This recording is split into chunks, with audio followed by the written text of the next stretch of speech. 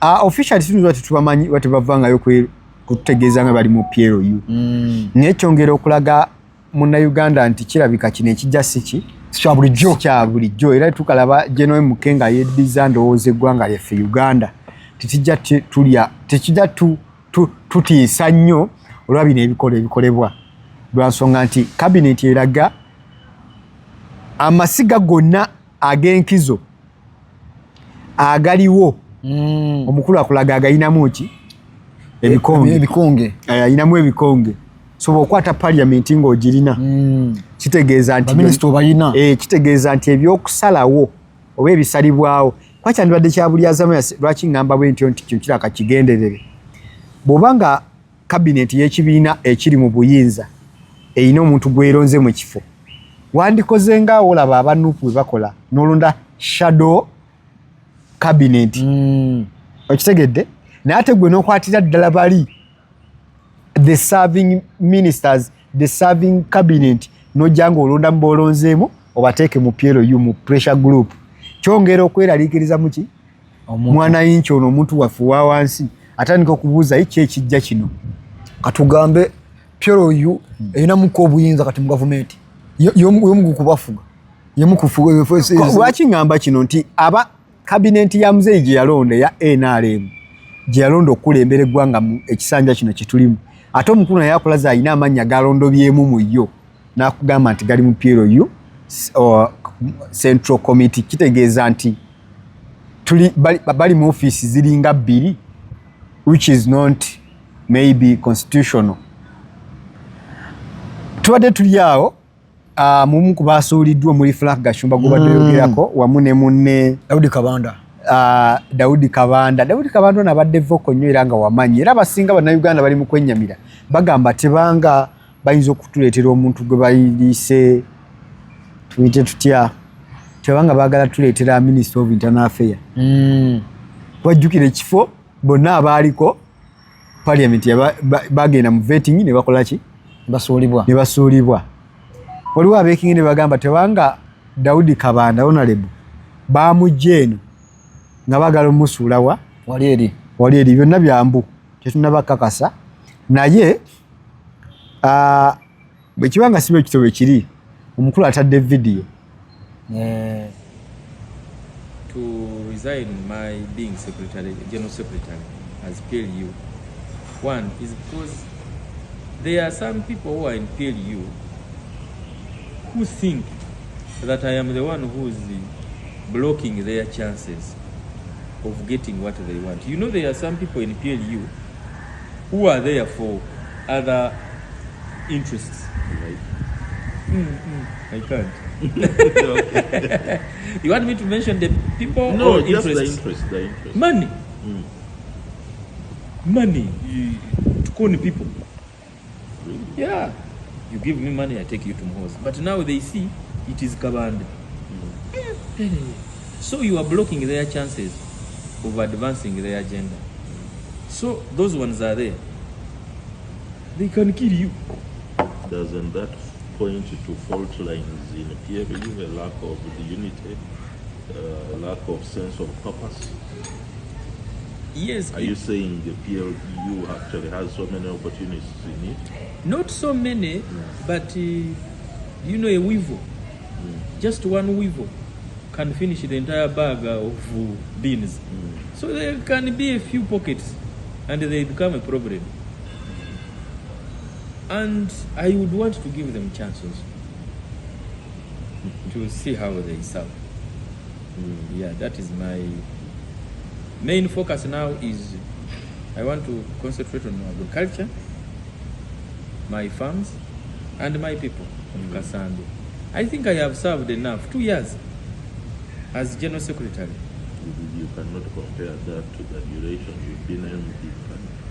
Sorry? You cannot compare that to the number of years you've been an MP or in politics. MP, you are managing 7 sub-counties. General Secretary of PLU, you are managing a country. You don't compare them. Never. 8 sub-counties to a country. No. The other one is bigger. You do allow some other people also to I think it is important that that position is given to a person who does not have other responsibilities, like how NRM is doing. You are not, if you are an MP, do the MP work, so that this position is given. Wabaddewo omusajja badde voke nnyo omuvandimwe muvandimwe gwe bayita Frank Gashumba ye avuddeyo era mu video emu avuddeyo n'ategeeza nga bwali free ateereddwa in a sense nti abadde ng'omusibe nti bw'obeera mirimu gya PLU otuuka nga tolina kussa mukono otuuka nga tolina kubaako nakwegazaanya kwonna kati agamba nti y'okumuggyako kino ekitiibwa kyabaddeko nga abadde asavinga nga zita mobilizer something mobilizer awulira awewuse kati freelance okukola ebyo byakola kisoboka okubeera bwe kityo ate era mu ngeri ey'okubiri osobola okubeera nga waliwo kye bakola kibayita okweyisaako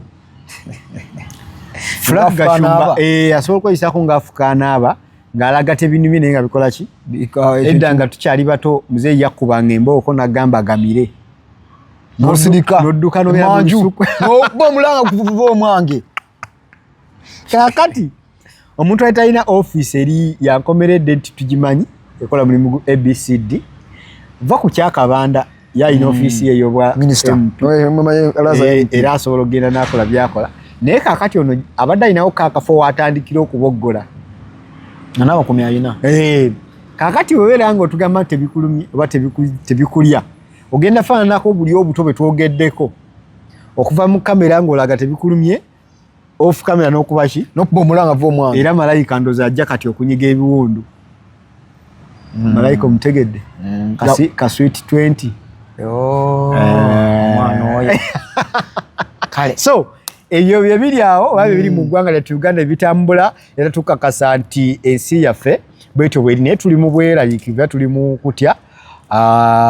ekisanja kino kyebagambye teri kwebaka teri kubongoota amaanyi gali mu mangi twenyamira nti bwe tubeera nga tuli mu kiseera omuntu alina ofiisi enene nga CDF okuvayo n'owamba omuntu n'ojja publicale ntegeeza ku mitimbagano kuba gyakozesa ejje n'emuke lwaki tweet eno tugijjako hadithi oba tugijjako obujulizi obwenkomeredde tagyegaanangako ate era ebigendo ebyogerwa kuli tubiraba ne mu reality nga bikola ki byapeeiza bisooka nebikolebwa n'atwitinga oba n'atwitinga nebikolebwa so kaakati munnansi tomunenya kweraliikirira na kino ekijja nti wekibeera nga tuli mu ggwanga omuntu nga JNMK oba CDF w'eggwanga nga okuwambibwako omuntu common figure Elias Lukwago si wa bulijjo is not a common man like me muntu politically muntu w'amaanyi okuvayo n'awambibwa mu bintu byerusaagiriro n'ovaayo n'otweetinga n'okakasa nti gwe omulina n'ebifaananyi nga bwe tubirabye kyongera okwennyamizaamu bannansi nti gwe ddala okyali mu department yakukuuma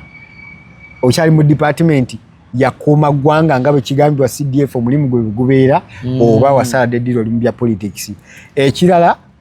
ekyobulabe ekiyinza okuva mu ekyo nti waliwo abaganda kyebagamba okunyigiriza ennyo ennyindo osobola ogireeta ki okuva omusaayi bwe tuba tukyali mu nsi ng'ebyaddala tetunaba tebenkera dde mirembe ng'era ensi bw'ebeera nti ebyobufuzi the biggest contendant wa 2026 mu kaluko bwa pulezidenti tali mu ggwanga kiza tetuli mu normal business or normal office nga bulijjo bwe kibeera mu mbeera bwetyo weeri nga bannansi abamu batemeddwamu ebitundu bibiri waliwo abagamba banyigirizibwa waliwo abagamba naffe tunyigiriza bwetyo bwe tuli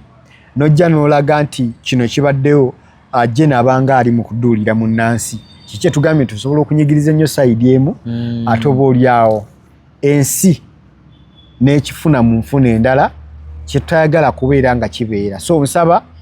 abantu abali mu ofiisi zonna ez'enjawulo okwongera okwekenneenya eyo ensonga nti muntu wa wansi mwanayinki ono alina byatuuka oluusi n'alaba n'agamba ekimala situwagala tuuka ku kimala tutereeze department ez'enjawulo abantu bafunye obwenkanya bwe balina okufuna otherwise ensi ebenge etambula mu maaso weewaawo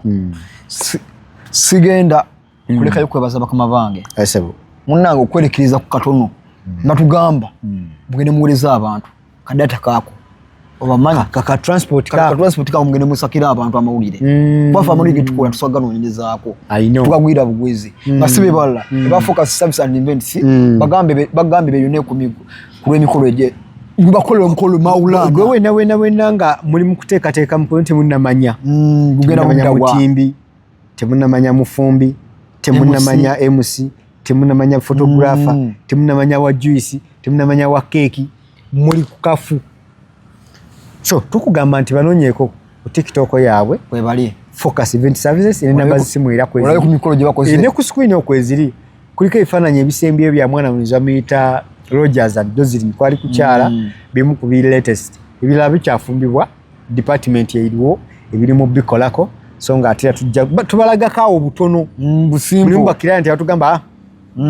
wakange tokola ki short movies toteekayo short movies muli atugamba toteekayo so naye wako yabeerawo naye nga bantu bangi tukoledde tubeebaza abatwesize nga Focus Event Services ate era ne bannaffe aba Focus Graphics and Branding abakabejja bagamba nti nedda lema kubeera ne ka business ko by the way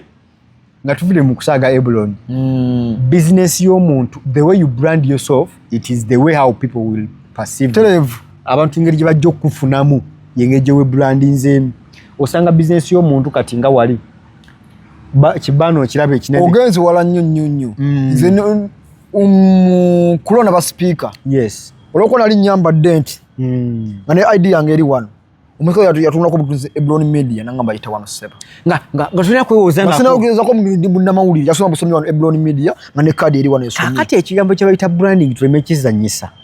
yatu kitwaje ddala nga nsonga nkulu business y'omuntu obutabuuza ate gundi oli wantuse ku kizimbe sikulaba lidde baterewo kabbana yakogera ABCD omuntu alabireko so beyune namba kwezi ku screen aba Focus Graphics and Branding bagamba nti bajja kuyambako okukola ebyo bipost ebyo binene nga bubirabaawo biba bikolako era beyune bajja kukolerako oyinza okuba olina tenti zo ngoyagala buli kimu kyomanyi nti kikolewatonwa okulona tona nekima kalimagezi oyine emmotoka oyagala kulangirako by the way bantu bangi muyine emmotoka ekulyako buli negifule billboard kale yita ku muntu akusomeka eri yita ku muntu kagato bicycle kick kwa jali kwegamba by the way bintu bikola ku taxi bumper zo antota ne twala nga kikumi kumbe kalanga nga nagenda kulangira wala ku radio wako TV tandikira ku bintu byo ku motoka zo tandika ku motoka yo langira ku motoka yo tekayo wali emabega musajja aginege atompa idea kangire ndira kamotoka kangire Eblon Media mabega yawo itabaga Eblon Media so aba ba Focus Graphics and Branding baba bakikolerako era bagamba nti beyine bakuyambeko otherwise tetuyinza kukwera kusembyayo bicycle kick omusajja ekitiibwa kye ekyomumaka bakutya omwami yes beeraawo ngwe wakane boddayo tulina kaveera bakwanizanga nyinimu era bagamba tata abaana wuyo akoze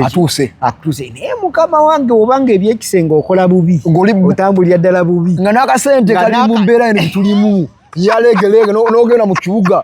nokumala tolina kaveera nga n'olwana okulya ekyemizano okugenda mukazi sompirizo kasente yonase waka kakati bicycle agenda kuyambako ezentalo wakagenda zijjawo n'omukyala nga ne bwoba omugambye nti tolina kaveera asanyukira gwe ng'omuntu kuba nnyinimu oba okoze eki otumbudde banoonyeko aba bicycle kike enamba ku screen kweziri babe nga bakuyambako otherwise ndowooza nti byebyo olunaku lwaliro tetugenda kusukawo nnyawo mubadde balaba ffe balungi nnyo kusinziira gye twatandikidde paka wano nze Eblon Branding nga bulijjo ambasada b'ennyumire byononese tulabagane mu vidiyo eziddako bye bye